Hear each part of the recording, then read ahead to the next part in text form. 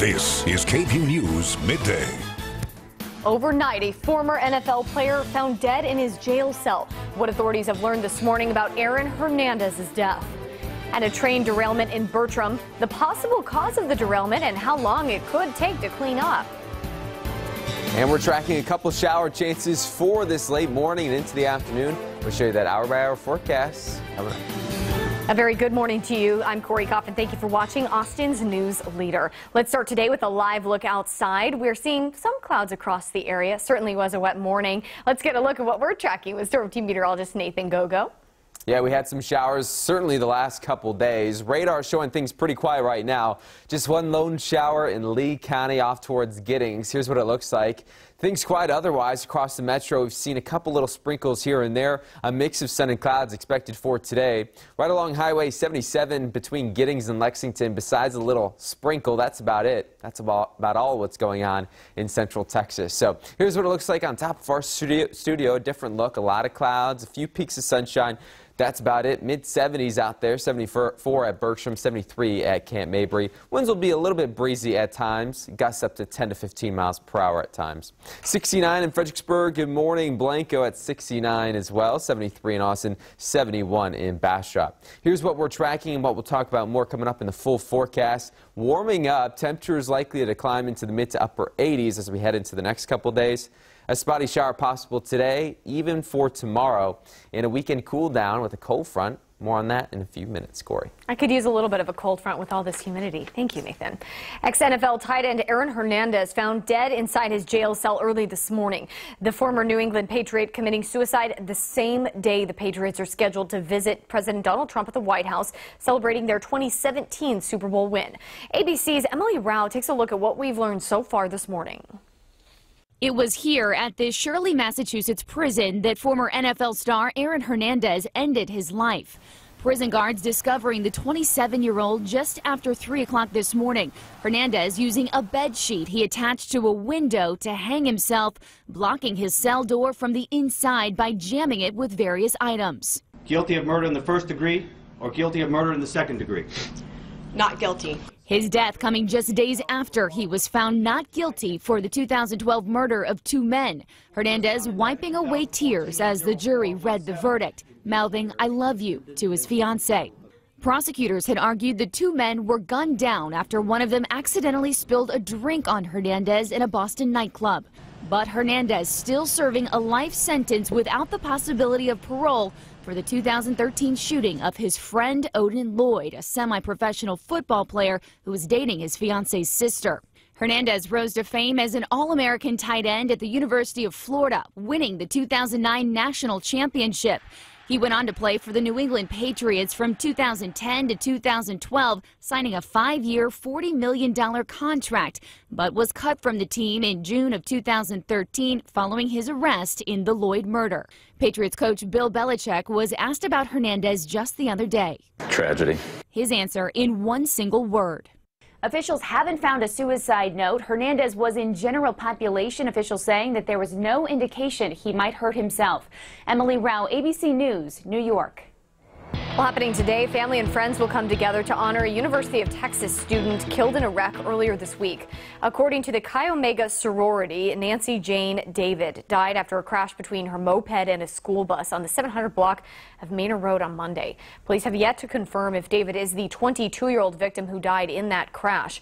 A candlelight vigil will be held tonight at 8 o'clock. It'll take place in front of the UT Tower. The vigil is open to the public.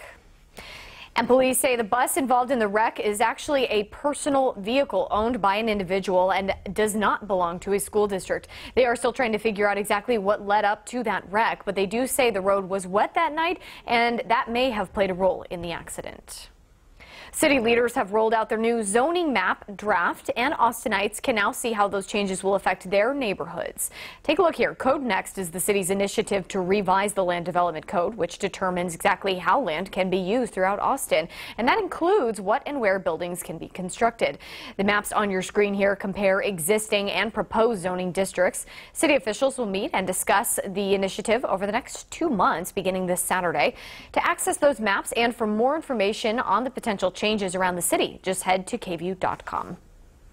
The city of San Marcos is warning residents about a utility bills scam. They say scammers are calling people claiming to work with the city and threatening to disconnect their utilities unless the customer makes an immediate payment with a Visa, Master, or American Express gift card. Now, the city says they'd never make collection calls or ask you to pay with a gift card over the phone. If you do receive these calls, please call police immediately. Today, a Democrat won big in a Georgia congressional race, but President Trump is still claiming victory for the Republicans. Democratic candidate and political unknown Jon Ossoff had an impressive showing in the red state, and he didn't do enough, though, to avoid a runoff with the top Republican Carrie Handel. ABC's Kenneth Moten looks at the impact this vote could have. Today, the seat for Georgia's 6th congressional district is heading for a June runoff. We will be ready to fight on and win in June. 30-year-old Democrat Jon Ossoff rising to the top, but coming up short in a crowded field of mostly Republicans. A special election in Atlanta's northern suburbs, seen as an anti-Trump movement by Democrats who want to take back the House in 2018. Ossoff on MSNBC this morning. Washington's interested in what things mean for Washington. But if you come down here to Georgia, you'll feel the intensity on the ground here is about local issues. Georgia on a lot of minds, including President Trump, who attacked Ossoff on Twitter before the election. Ossoff's Republican contender Karen Handel told CNN the president called her this morning. He just called to say congratulations and encourage me and let me know that as we go into June 20th that, you know, it's all hands on deck. Trump taking credit, tweeted, "Big R win with runoff in Georgia. Glad to be of help." But it wasn't a big Republican win in a district held by the GOP for nearly 40 years. Ossoff received 48% to Handel's 20%. The fact that this was a squeaker, narrowly beating that 50% margin, is not a good sign for Donald Trump. In this suburban Republican district, the Trump brand isn't selling. But Ossoff, a former congressional aide, could still have a tough battle against Handel, Georgia's former Secretary of State. In the weeks ahead, expect more big dollars to pour into this race and more tweets from the president. Kenneth Moten, ABC News, Washington. Vice President Mike Pence is in Japan today. Overnight, he told sailors that the U.S. will bring a, quote, overwhelming and effective response if North Korea continues to use and test its nuclear weapons. And all new this morning, the North American Aerospace Defense Command says the 2 Russian bombers were intercepted off the coast of Alaska. U.S. officials say it happened 100 nautical miles south of Kodiak Island on Monday night. Now, 2 U.S. fighter jets from an Air Force base in Alaska intercepted the Russian bombers for a short time and then flew alongside the bombers as they turned away. Officials say this is the first time that Russian aircraft have approached North America in some time. Today, Britain's Prime Minister will ask to set the date for a general election as the country starts its exit from the European Union. Theresa May is expected to ask Parliament to set a general election for June 8th. The surprise request is viewed as a big move to strengthen her party's position leading into the Brexit negotiations. May became Prime Minister when David Cameron resigned after the Brexit referendum passed, and she had previously promised she was not going to ask for an election. A mess in Bertram this morning after 22 cars from a cargo train derailed. That happened earlier this morning when the track failed. The track was carrying gravel to Marble Falls, and thankfully no one was hurt. Heavy machinery was dispatched from Houston to assist in righting those cars upright and making repairs to the track. Well, still ahead this midday, former President George H.W. Bush back in the hospital. He's being treated for the same health problem as last time. We'll have an update on his condition. Plus, the special phenomenon you can see in the night sky tonight. We'll have details.